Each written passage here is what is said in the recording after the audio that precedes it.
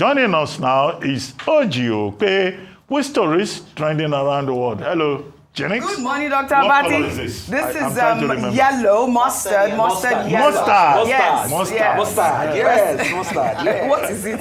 Mustard. Kilo shelle, go. Ayo, how are you this morning? I'm doing great. Is it Friday? I feel like it's Friday. It's not yet Friday. Like Friday. Ruby on fire, how are you this morning? I beg Friday should come. Okay. In fact, we call today our Friday. All right.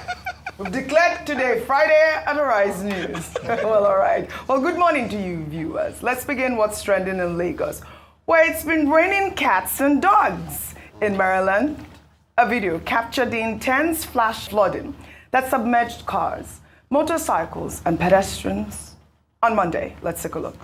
This is the situation of Lagos, Maryland right now. Maryland don't full water. Everywhere is filled up. You get? If you know you are going to Maryland today, maybe you know I stay work out. Everywhere is filled up like this. Oh my God. If you know you are going anywhere, mostly people in Lagos. Here is Maryland. Know your route, know where you are passing. Because this place is already filled up. You can see this bike man now. I swear to God. He can't move. And this machine now, you have to work on it. So please guys, know where you are going today. Everywhere is filled up.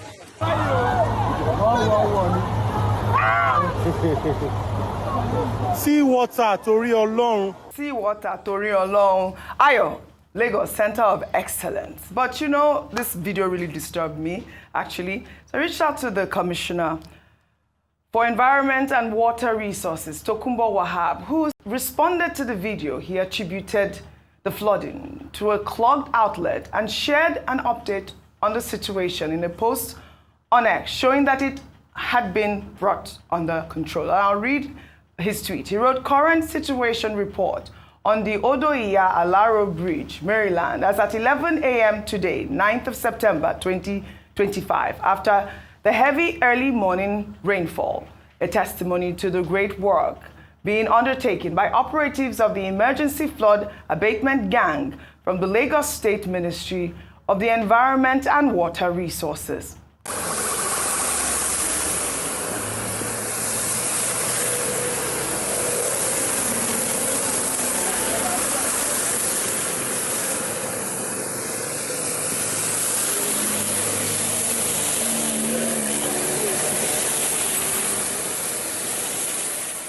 There you have it. Rufai was saying, in all fairness, this dried up on time. But on Monday evening, a team of workers from the Emergency Flood Abatement Gang, if we can pull up that video, visited the site and unplugged the outlets to allow the water flow. So you could see it was a clogged outlet, and it appeared that, for me, I thought for a second, is this climate change? What's happening? Look at the bridge. Look at water. It looked like some sort of, tsunami had happened the day before, but it was a clogged outlet, and now the water has flooded. I'm glad that they responded quickly. Well, following the severe flooding, the Minister of Works, Engineer Dave Umahi, inspected the Third Mainland Bridge, revealing that underwater assessments show significant structural decay.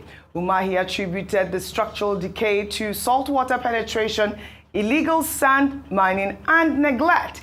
He said the government is considering a full rehabilitation of the bridge, which would cost around 3.8 trillion naira, or a new construction price at 3.6 trillion naira. The Ministry of Works plans to address the bridge's issues and the city's overall flood problems by inviting contractors to bid on the project. Ayo, this initiative are all in part of a broader effort, like the Minister of Works has said, to improve drainage and infrastructure and to also prevent, future flooding. But we saw, it's good to see that the Minister of Works responded. He went to the Third Mainland Bridge, and of course the Commissioner for Water Resources, posting up that video to show the water cleared up really quickly. Yeah, that's good, and that's what we'd like to see. Responsiveness from people who ought to be accountable to the people, public service, the public service sector. One thing I must say about the Minister of Works is that he's been quite responsive, and so I think in terms of him continuing, that's a good idea. But Lagos underwater. The city of aquatic splendor. We're not just named that for anything. This was an aquatic splendor or otherwise that happened following the heavy downpour yesterday. And the truth is... Monday too. This flooding occurred was on Monday. Okay, yes. Yesterday as well, we had Lagos was also on almost standstill as a result of flooding. Now, this flooding happens every year in the state. And this is because of, like you mentioned, a number of factors, including our closeness to the sea. However, what we've often called for is responsiveness and a proactive move by the government to ensure that they are able to prevent incidents of flooding like this.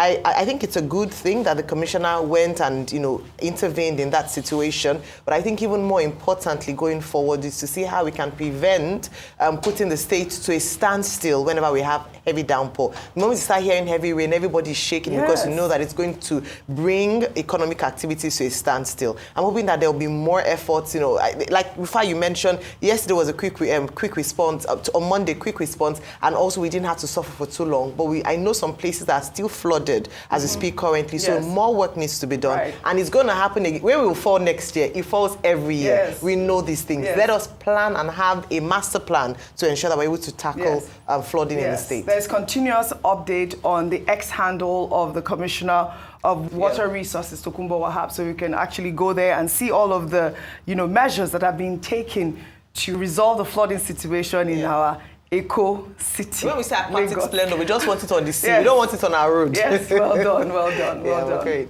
Well, all right. Well, take another story now. Activist Omoyele Sowore, who has been making headlines over a tweet he made on X, in which he called President Bola Ahmed Tinubu a criminal, revealed on Tuesday that presidential spokesperson Bayo Onanuga privately messaged him on WhatsApp, asking him to delete the post. According to Sowore, the post was in response to Tinubu's claim in Brazil that there was no more corruption in Nigeria. Onanuga argued that Sowore had misinterpreted the president's statement, insisting that Tinubu was only referring to transparency in foreign exchange sourcing. Sowore rejected the request, stating that it was an attempt to dictate how citizens should interpret public statements, and accused Onanuga of being complicit in the harassment of critics by state security services. He wrote in part, "What is more troubling is that in Nigeria today, anyone who dares to criticize the president is instantly subjected to harassment by the DSS, political thugs, and every coercive instrument the state can muster. I once thought perhaps you were unaware of such abuse, but it is now clear you are complicit. In this regard, it is you who has misfired. Your request reflects not only poor judgment, but also the mindset of the principle you represent." Well, Sowore went on to state that he has known Onanuga for decades, even during the time that his student union days, and also as a publisher. And I'll take reactions to this tweet. And this is from Olaiya, who wrote, "This is classic Tinubu era. Do not criticize the king. Politics. Bayo Onanuga trying to privately police public opinion is exactly the problem. They want to control the narrative and the citizen. The truth is simple. If the president's statement was clear, Nigerians wouldn't have misinterpreted it.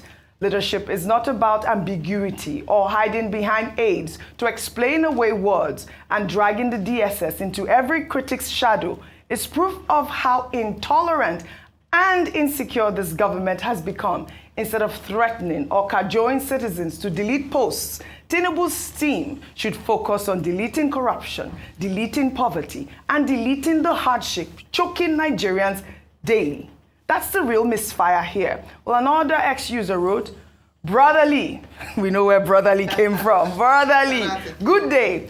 No well-meaning person would say you should not criticize the president or any public official for that matter. However, you can't call the president of your country, or anyone for that matter, a criminal when no court of law has pronounced such. Or are you a judge?" And that's the real question here. "We appreciate your usual courage, but we'll advise you to embrace greater objectivity and maturity. You are a role model to some youth. Be blessed."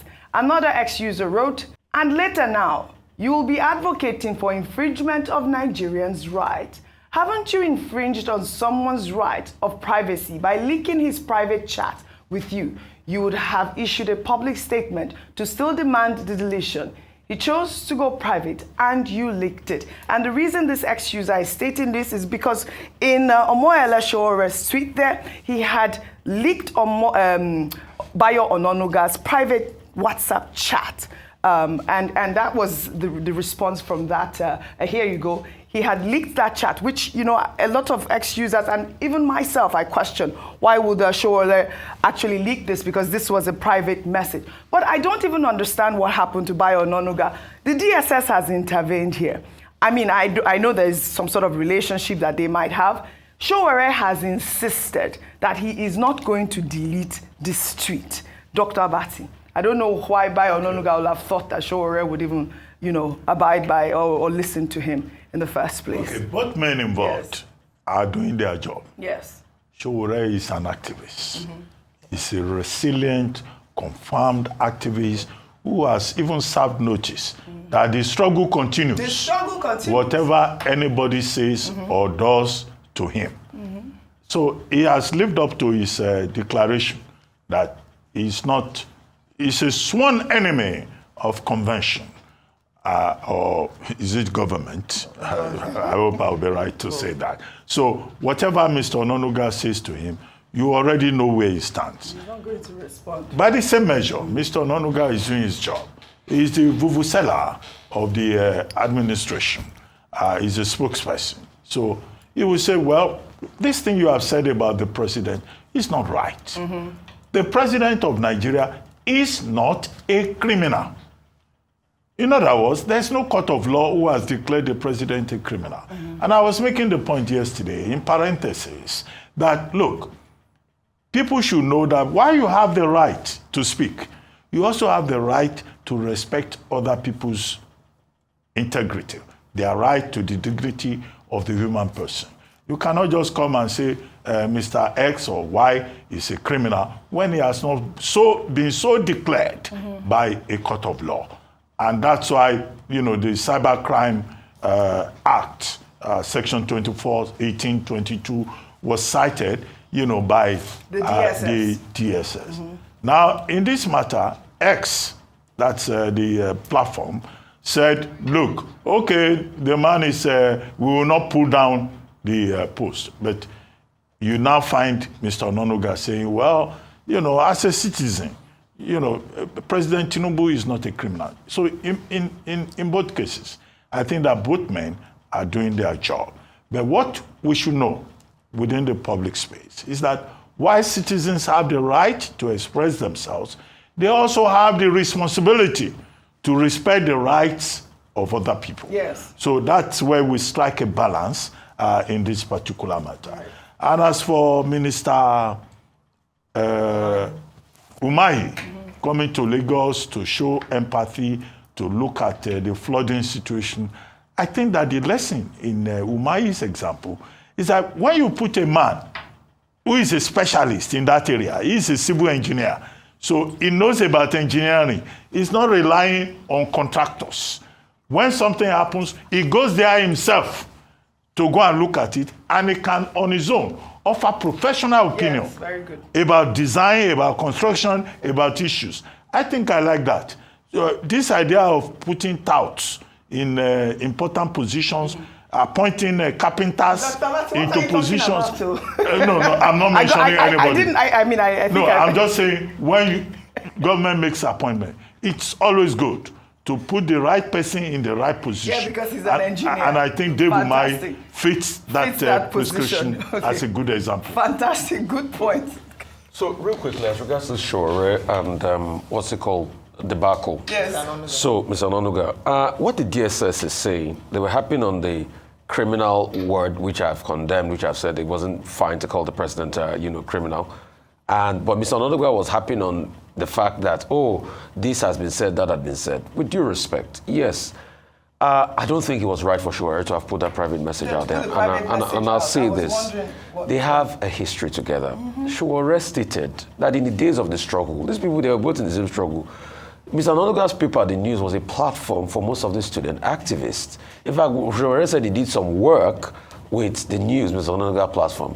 The reason why Mr. Onanuga probably would have messaged him is out of the fact that, okay, I know this guy before and everything. Yes. What Mr. Onanuga, although, was saying was different from what the DSS was saying, so it's two different things. And I don't know why this government is, happy and saying, and people are contacting Sowore and saying, remove it. And if they feel very strongly about it, we can all go and test it in courts. Yes. Really, I think that's the end. The end, look, in cinema, the end, all of it will be in courts. We'll go and test it in courts. Yes. And Sowore will have to prove why he called the president names, the claim he called him a criminal. You have to provide his evidence, and the DSS will provide their counter evidence. So, but prior to that, I think since you have known this person before, you've had dealings before, even if he sent you a personal message out of what you shared, it was not necessary bringing out in public.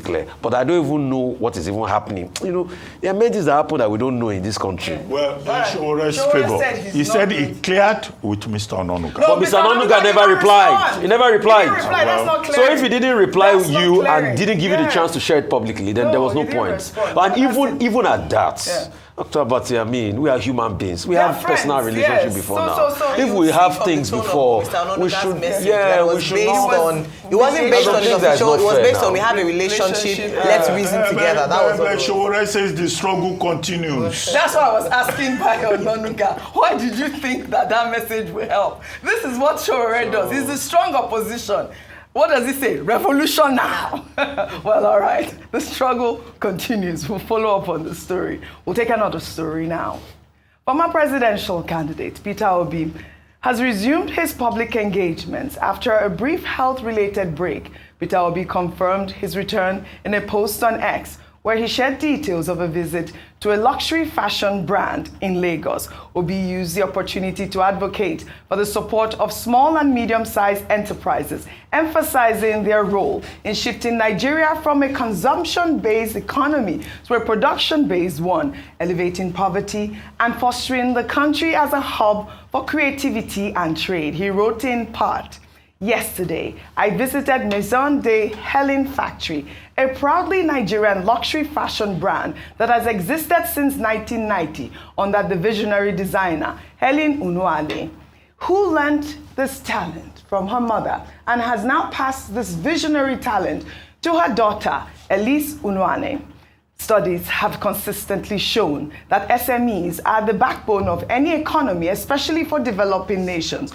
Globally, the textile and apparel industry is valued at $1.7 trillion and employs over 300 million people. Nigeria is yet to fully tap into this. MDH provides direct and indirect employment of over 50 young Nigerians and can do more with more investment and support. I loved that tweet. Well, Peter Obi also talked about how, in countries like Bangladesh, textiles account for over 70% of exports, which is about $50 billion. He said that amount is more than what Nigeria earns from oil, emphasizing how textiles can drive growth, create jobs, and power exports in an economy. Absolutely. I really, really love that. And I wanted to highlight this story because, we have to encourage the textile industry. Yes. Made in Nigeria goods, made in Nigeria fabric. And I am actually wearing one. I'm wearing Clan. This is Clan. And she's the daughter of Diola Sego. Yeah. And we have to continue to, encourage these SMEs, and which is what presidential candidate Peter Obi is saying. Yeah. Well, first of all, welcome back. I'm glad that his health, he went off based on medical advice, and to see him back is good. Yes. First of all, we want a strong opposition in Nigeria. Yes. I must say that. It is healthy for any democracy, and also it helps to highlight salient issues in the economy, one of which is what he was talking about there, and he demonstrated it by visiting a small business, particularly in the textile industry. Correct. We've often talked about the revenue that Nigeria loses by not investing and focusing on an industry that used to thrive, especially even with us exporting some of our indigenous fabric. I know some states, like Ogun State, for instance, are pushing for the Adire fabric and trying to make an industry out of that, which is very commendable. But in speaking about how our SMEs, our small businesses can do well and contribute significantly to the economy, absolutely true. Recall that this administration in itself has been hammering on non-oil revenue from non-oil sector, so that we are able to diversify our income sources. Yes. This is absolutely correct. What happens when you invest in small and medium-scale enterprises? Number one is that you create jobs. He talked about Elsie employing about 50 people in her staff, and imagine if she were able to scale up, able to attract investor, buy an environment, a business environment that supports businesses. This administration under Dr. Jumoke Oduwole has tried to engage with SMEs a lot. But I think it is important to understand that there are still a lot of barriers to small businesses thriving in Nigeria, whether it be the exchange rate, whether it be access to infrastructure, power, electricity they have to fend for themselves, making their prices high and not being able to compete favorably with their counterparts around the world. So it's just drawing back to the important role that they play in society, and to ensure that the government is able to harness these potential that has been underutilized. Only 30 seconds, please. I think the main story is about Peter Obi's health pause. Yes. He said he was advised by his doctors to rest after he saw that his body was showing him some signs. Yes. And I think that is an important lesson for everybody. I like that Not just people in public affairs, also people in the professions, including people on this table, that you listen to your body. If you want to I know where you are going with this message. And you listen to your doctors. Because these days we have something they call the sudden death syndrome. You see a lot of people, they will just collapse. One doctor, patriotic doctor, died after working non-stop for 72 hours. So you have Mr. Peter Obi saying, his doctor asked him to rest. And then he decided to take a pause. There are people who will tell their doctor that I was in church yesterday. My pastor saw a vision that I will live till 100. And they would rather listen to their pastor than listen to the doctor. So, do you listen to your doctor? Yes. No, but I will take a pause. Dr. Matthew, your leave is not approved. No, it's not approved. But what I'm just saying is that people should prioritize their health. Health is wealth. And I think in this regard, Mr. Peter Obi has shown good example. Said, he can continue talking about SMEs and don't borrow, invest in productivity, not consumption. He's welcome back to the beats.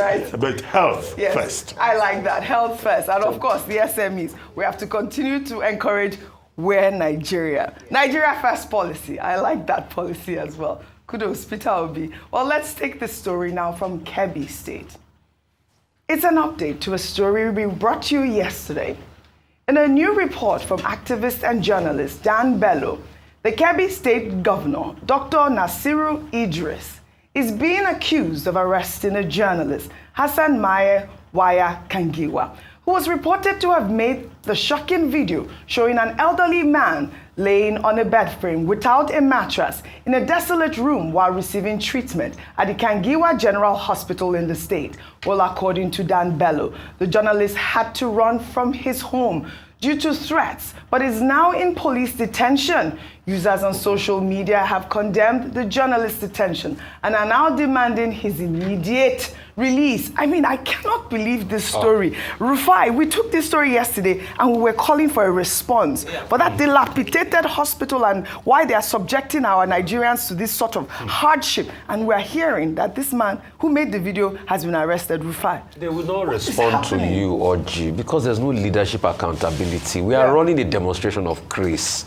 So when citizen journalism comes into place and reveals such a thing like this, that the governor ought to do something about, they will go and follow the messenger and arrest the messenger and use the same police that are suffering the same scourge of this country to arrest. That's why sometimes I believe you should arrest protest too, because the man, he speaks a lot of facts. That's the exact country we live in. So when you now ask the police, on what did they arrest now? They will say cybercrime charges. What? That's why it's... He didn't say anything. No, but they will tell you cybercrime charges. They will say he just showed the video. They will say it's leaking state secrets. In fact, they will quote one act in a draconian military law and put the law there. Because you see, law in this country, they use it to victimize people.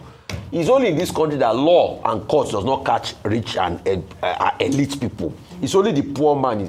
Please release that man. Oh. Yes. Release that man. We beg you, whoever you are as governor, and quickly attend to this. Because if we look at your state budget now, you will have budget for healthcare. But you can see people, the man is sleeping on bare metal.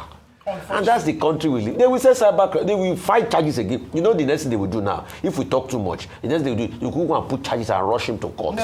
And tell the judges to hurt him. You see, that's why, plus judiciary, plus all the systems of government, plus it's a joke we run in this country. And you know what pains me the most? Yeah. The same people that call the military bad, that they said they fought against the military, they are the ones in power today. They are doing way worse than what the military did. The governor was quite active with the teachers' union. You see life? You see life? Actually, They are doing way. You see life? They are doing way worse than what the military is. So I haven't seen him in the news lately, and I can't imagine that this is what is bringing him in the news. In fact, but we need a response. In fact, during the military, we had activist judges. People still believe in the judiciary. Yes. But today, the same people that the activist judges favor them, we scrutinize and what? All right. Time is going. I'm looking for the journalist. His name is Hassan. We need a report from the Kebbi State government house, the spokesperson for the governor, because this is what Dan Bello, Hassan Mai-Waya Kangiwa. We're demanding a report from the Kebbi State government tell you house it's fake news, on why he is being detained. Well, all right.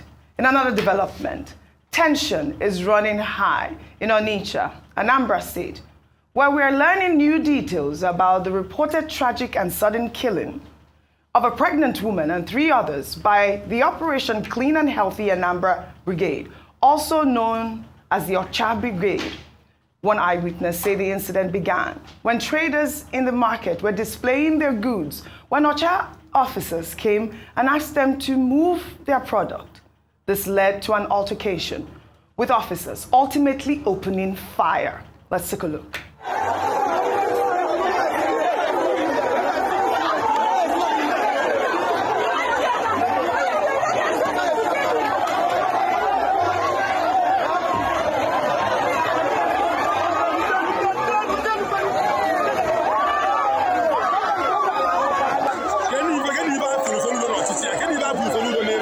Dr. Abati, look at what we are seeing from Anambra State. Well, very briefly. The OCHA Brigade is for sanitation, I think. Yes. I think they are clean and healthy Anambra. Yes. No, they said it's a state run just for... It's a Operation sanitation Clean and Healthy brigade. Anambra, that's what it means. You know, the one court once outlawed, this special Saturday thing. But what they have in Anambra is a sanitation brigade to keep the markets clean. What I don't understand is why this sanitation brigade will be carrying pump action guns. In fact, I think somebody was even saying they were asking to carry AK-47. You don't have to carry guns to get people to be clean, to get people to clean their environment. So while sanitation is a good idea, I think that the Anambra State government should take a second look about this use of arms and ammunition by the OCHA Brigade. And the other part of it is that they should not be allowed to resort to jungle justice.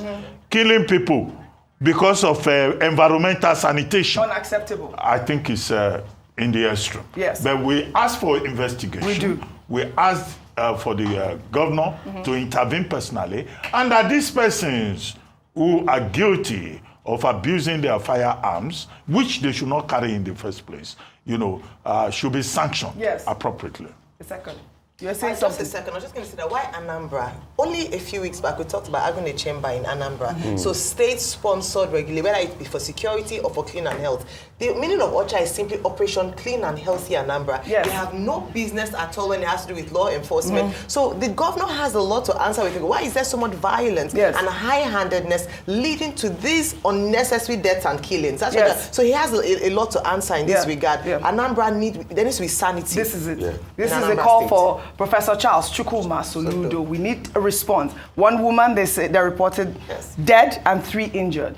Unacceptable. Now to a shocking video from Ekiti State, which captured a man desperately hanging onto the back of a moving large trailer on the Ilashe-Akure Expressway on a journey to Ade Ekiti.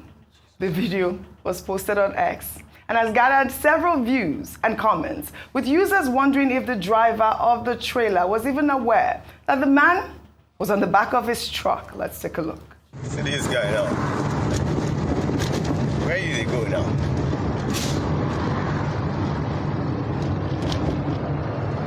Boleno. Adrekiti. Bẹ́ẹ̀ ṣe máa dá dó lélẹ́yìí. Kò sówó ṣọ́bọ̀ pé ẹgẹ́ mọ́tò báyìí. Sorry, safe journey. Safe journey. Well, this is an incredibly stark image showing just how much the high cost of transport is impacting scores of Nigerians every day. And seeing the video, it's clear how dangerous this is. People online are asking why the person taking the video didn't stop to offer the man a ride or help him with transport fare. I mean, this was quite shocking to see. It's almost like, you know, those guys that go on the plane, what do you call them? The stowaways. There's no difference between this man who's, you know, taking a ride on the back of the car, risking his life because of transport money. Unfortunate. Sad story from Kebbi State. Now we'll take our good news report. Highlighting Comrade Jeremiah Obaji, who completed a 600-kilometer trek from Ikorodu, Lagos to Abakaliki in Ebonyi to personally thank the governor of the state, Francis Wufuru, for his efforts in restoring peace to the once troubled Effium community.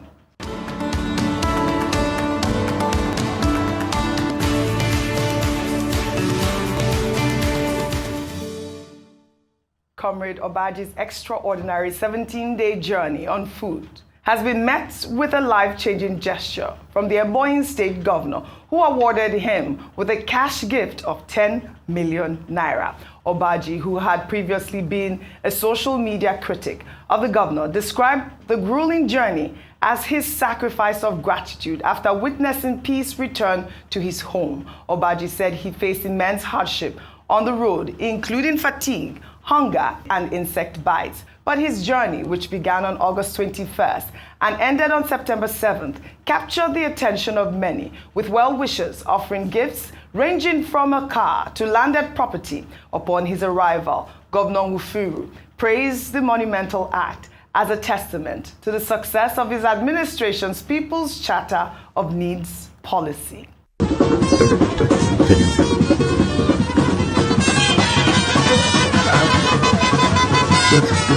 If the governor didn't achieve any other thing, it is 4 years tenure.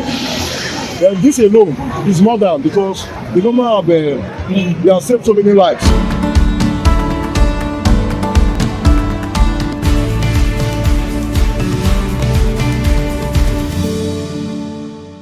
Well, all right. This was such a commendable gift, I believe, from the governor. The 10 million naira gift from the governor is to support Obaji's recovery and encourage his advocacy for peace. Obaji said he's now focused on establishing a peace foundation to promote non-violence and assist children displaced by conflict, proving that true gratitude is a gift that keeps giving. What a remarkable story of gratitude. I thought this was so beautiful. Giving back. Dr. Abati, Ayo, this was great. I'd love to thank you all for your great analysis, as always, on What's Trend. Dr. Abati, I know you wanted to say something. We don't have time. You're smiling. I'm sorry. Next time. I'm sorry. Well, all right. Well, that's all I have for you guys on What's Trending today. I'll see you all tomorrow.